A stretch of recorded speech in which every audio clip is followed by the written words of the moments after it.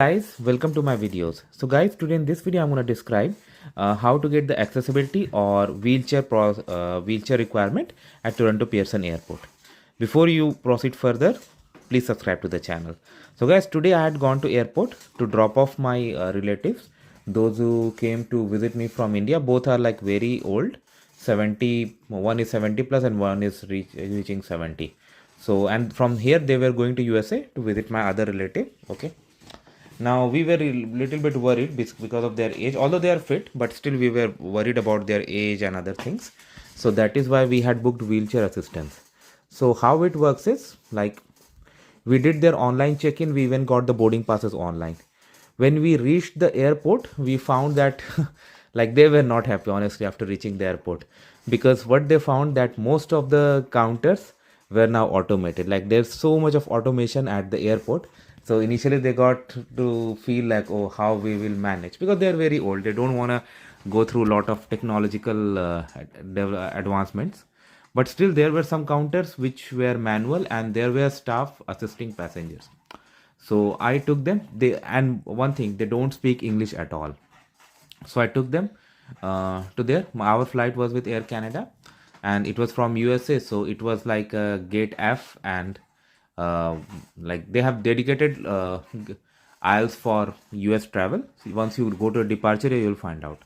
So when we go there, we had to stand in the queue for like hardly few minutes. Then we were called at the counter. We shared our passport with them. They checked the passport, visa, they scanned it, and they said you are all good. They asked to put the baggage. We put the baggage on the carousel.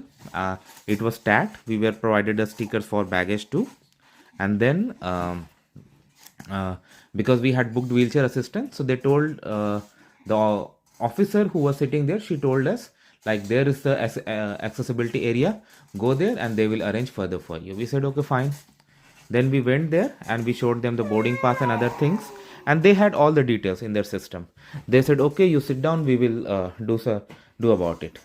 So one thing, like you don't have to reach too early. Again, it can change based on circumstances, but in today, like 25th May, it was not busy at all. So we reached there and we were provided the wheelchairs at once. But yes, they told like you got to wait for some time because our flight still had few hours left.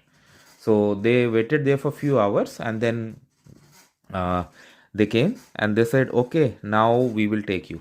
I was with them till then because as I said, like they don't speak English at all. So at all these places I was trying to help them.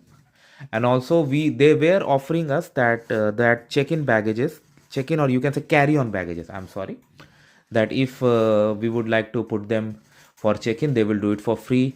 We said no, some important things are there. So they had like those measuring containers. They said that your baggage should pass through this. So we tried and it went through. So then they said okay, now we cannot stop you guys, go ahead. So okay, fine. So then it was provided, so the service was provided to them. So Air Canada employees took them from that counter till the security check. Okay. So after security check, different staff came. Okay.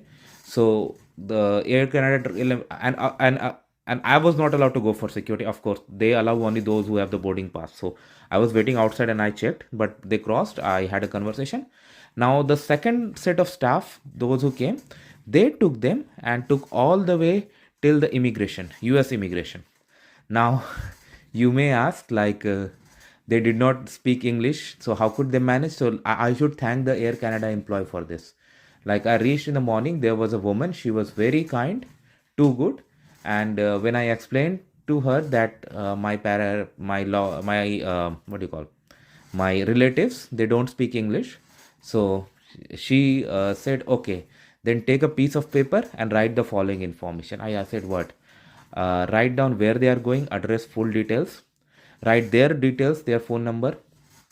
Then also write how many days they are going to stay there, how much cash they are carrying, if they are carrying any fruit, vegetable, or any other food item, if they have the return ticket. So I wrote these pieces of information very clearly in bold letters, everything. And at the end I included my phone number also, that if in case the officer wants to discuss anything, they can always give me a call. And I told them unless they cross the immigration, I'm not going to go far from the airport premises.